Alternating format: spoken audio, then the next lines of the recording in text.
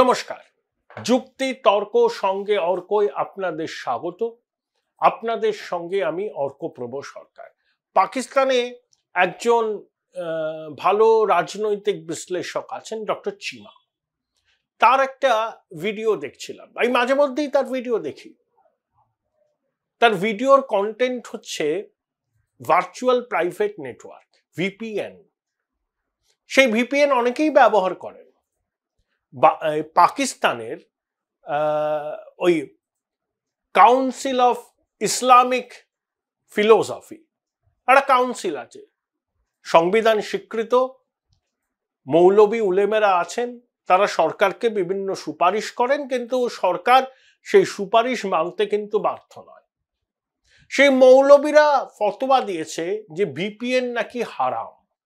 এর আগে তারা ক্যামেরাকে হারাম বলেছে, মোবাইল ফোনকে হারাম বলেছে। এমন দিনে তো আসতে পারে যখন বলবে বই পড়া হারাম, ওয়েবসাইট দেখা হারাম, ইত্যাদি ইত্যাদি। দেখুন, পাকিস্তানে এক্স নিষিদ্ধ, তার একটা কারণ আছে। কি কারণ? ইমরান খানের দলের কর্মী সমর্থকরা এক্সকে ব্যবহার করে পাকিস্তানে একটা ইমরানের সপক্ষে একটা মত তৈরি করেছিল, সেটাকে কাউন্টার করতে পারেনি কিন্তু পাকিস্তান মুসলিম লীগ বা নওয়াজ শরীফের দল। তাই তারা এক্সকে বন্ধ করে। কিন্তু উজিরে আজম পাকিস্তান শাহবাজ শরীফ ডোনাল্ড ট্রাম্পকে যখন শুভেচ্ছা পাঠালেন, তখন ওই ভিপিএন ব্যবহার করেছে। পাকিস্তানের বহু মানুষ ভিপিএন ব্যবহার করেন, নইলে তারা কাজ করতে পারবেন না। সেটা নাকি উলেমারা বলছে, মৌলবীরা বলছে ভিপিএন নাকি হারাম। ইসলামিক দর্শনের সঙ্গে ভিপিএন যায় না। আগে তারা বলেছিল ক্যামেরা হারাম, কিন্তু সুরা ডিসিশন মেকিং অ্যাপেক্স বডি এই মৌলবী উলেমাদের, সেখানে কনসেনসাস হয়নি। কনসেনসাস না হওয়ার জন্যই এখনো পর্যন্ত ক্যামেরা ব্যবহারের উপর পুরোপুরি নিষেধাজ্ঞা জারি হয়নি। তাহলে এক্স নিষিদ্ধ, ইন্টারনেটের গতি স্লট, হোয়াটসঅ্যাপ, ফেসবুক, ইউটিউব খুব স্বচ্ছন্দে ব্যবহার করা যায় না। আরে হোয়াটসঅ্যাপ, ইউটিউব, ফেসবুক এগুলো কি শুধুই এন্টারটেনমেন্ট বা সোশ্যাল ইন্টারাকশন? এগুলো তো ছোট ছোট এন্টারপ্রেনার তৈরি করে। সমাজ মাধ্যমে লক্ষ লক্ষ ডলার ব্যবসা হয়। এখন তো ডিজিটাল ইকোনমি এসে গেছে। পাকিস্তানে নাকি আপনি কোনো ওই আমরা যেমন ইউজ করি, ভীম অ্যাপ ইউজ করি, অন্যান্য নানা অ্যাপের মাধ্যমে লেনদেন করি, পাকিস্তানে সেগুলো কার্যত দুর্লভ, থাকলেও তার কার্যকারিতা খুব ভালো নয়। তাহলে ভিপিএন হারাম, ক্যামেরা নিয়ে সিদ্ধান্তে আসা যায়নি। আগামী দিনে বলতে পারে বই পড়া হারাম, ওয়েবসাইট দেখা হারাম। ডক্টর চিমা বলছেন, তিনি খুব মুক্তমনা মানুষ, বলছেন এই মৌলবীরা কোথায় নিয়ে যাচ্ছে দেশটাকে, জিহাদিদের স্বর্গরাজ্যে পরিণত করেছে। তারা কি চায় পাকিস্তান আফগানিস্তান হয়ে যাক? তারা 2000 বছর আগেকার জমানায় পড়ে আছে। দুনিয়া কিভাবে এগিয়ে যাচ্ছে, ব্যবসা বাণিজ্য প্রগতির সড়কে পৃথিবীর অন্যান্য দেশ হাঁটছে, আর সেখানে পাকিস্তানের মৌলবীরা ফতোয়া দিচ্ছে ভিপিএন হারাম হ্যায়। ডক্টর চিমা বলছেন, এবং অনেক, যেমন আমি নাজম শেঠি, ফ্রাইডে টাইমসের প্রবীণ সাংবাদিক, ভারতবর্ষে বহুবার এসছেন, আমি ক্যালকাটা ক্লাবে তার একটা বক্তব্য শুনেছিলাম, খুব সুন্দর কথা বলেন। তিনি বলছিলেন পাকিস্তানের একটা টেলিভিশনের টক শোতে, সম্ভবত সামা টিভি, যে ভারত আমাদের থেকে 100 বছর এগিয়ে আছে, ভারতকে ছোঁয়া সম্ভব নয়।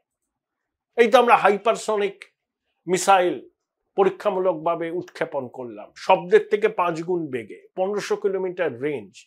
রাশিয়া, আমেরিকা, চায়না এবং ভারত, আমাদের সেনাবাহিনীর ভান্ডারে আর একটা নতুন সংযোজন হলো।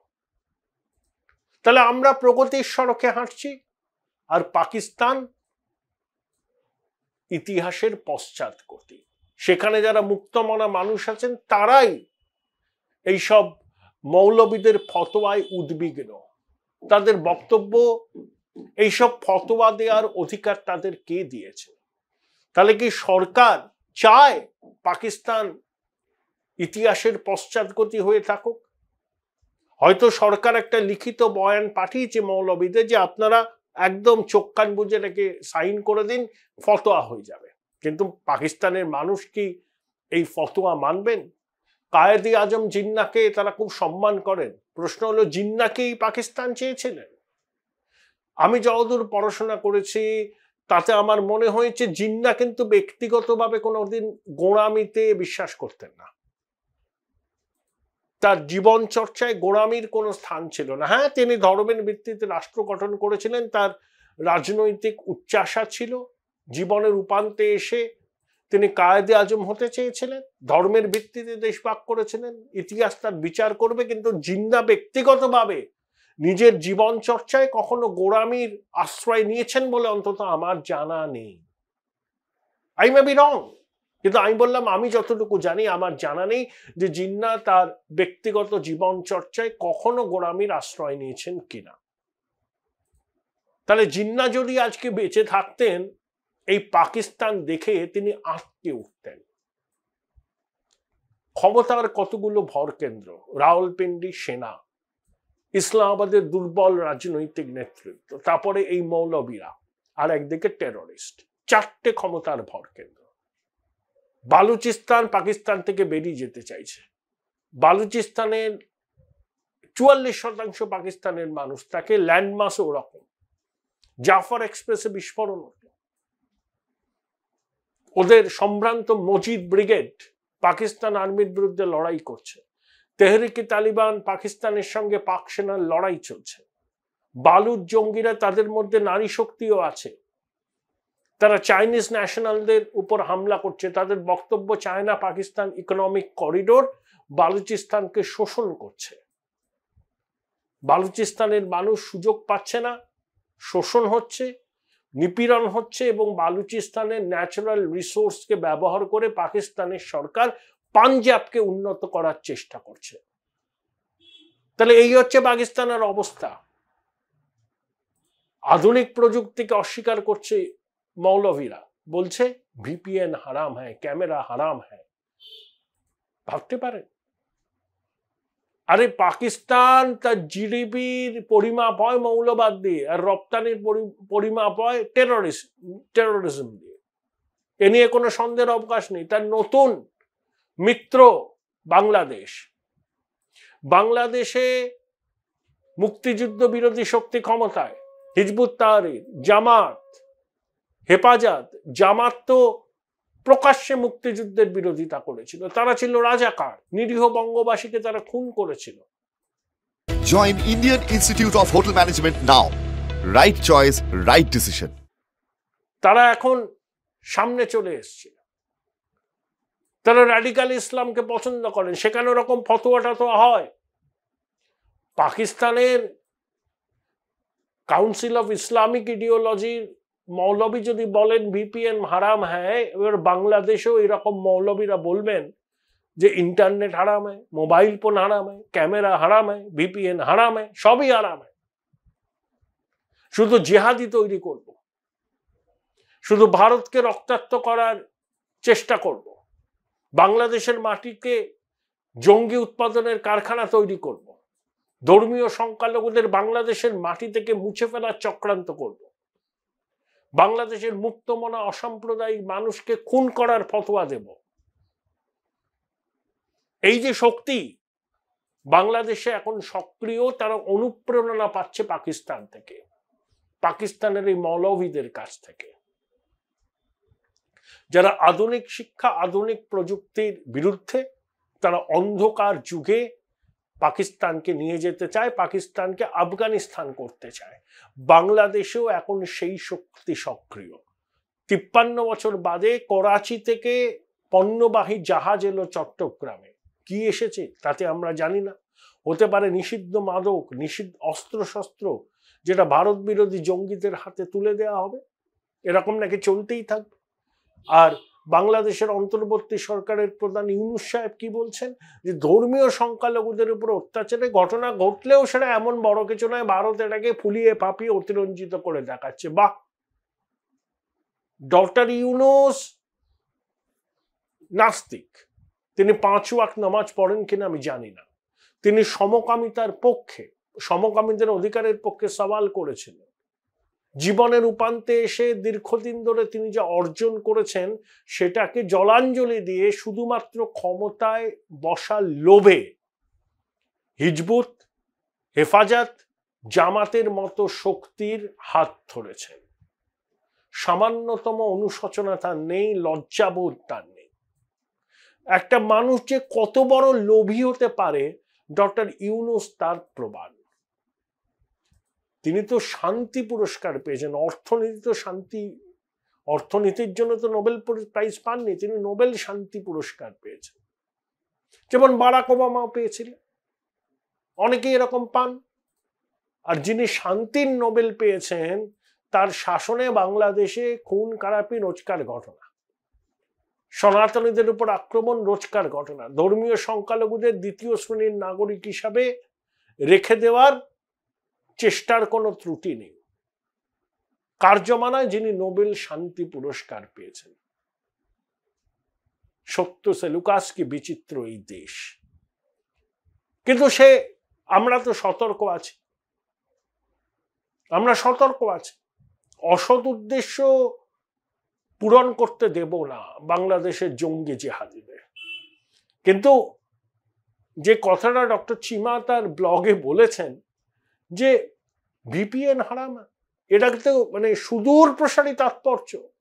যে কোনো আধুনিক প্রযুক্তি, আধুনিক জীবনযাত্রা, আধুনিক শিক্ষা বিরোধিতা করছে এই মৌলভীরা। তারা দুনিয়াকে পিছিয়ে দিতে চায় 2000 বছর। তাদের দোসর হচ্ছে বাংলাদেশের এই নতুন রাজনৈতিক শক্তি। পাকিস্তানের সঙ্গে সম্পর্ক পুনরুদ্ধার করতে পেরে তারা যারপর নাই উল্লসিত। বাংলাদেশের মাটিতে পাকিস্তানের হাই কমিশনার এখন ঘুরে বেড়াচ্ছেন সারা বাংলাদেশ। বাংলাদেশের গণপরিবহনের উল্লেখযোগ্য ভূমিকা নেয় সাইকেল রিক্সা। আমি একটা ছবি দেখলাম, ওখানে একটা 7 তলা হোটেলে 14 তলায় একটা মডেল রিক্সা আছে। পাকিস্তানের হাই কমিশনার সেই রিক্সায় বসে প্যাডেল করছেন, আসনে বসে আছেন তার স্ত্রী, সহমর্মিতা দেখাচ্ছেন। বাংলাদেশের মানুষ কেন বলবে না যে পাকিস্তানকে ক্ষমা চাইতে হবে 71-এ যে গণহত্যা তারা সংগঠিত করেছিল? কেন জামাত, মুক্তিযুদ্ধ বিরোধী শক্তি, যারা রাজাকারের ভূমিকায় ছিল 71 সালে পাক সেনার সঙ্গে হাত মিলিয়ে মুক্তিকামী বাঙালিকে খুন করেছিল, তারা কেন ক্ষমা চাইবে না?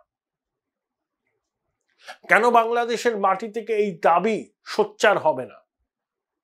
71-এর গণহত্যার জন্য পাক সরকারকে এবং বাংলাদেশের জামাতকে ক্ষমা চাইতে হবে।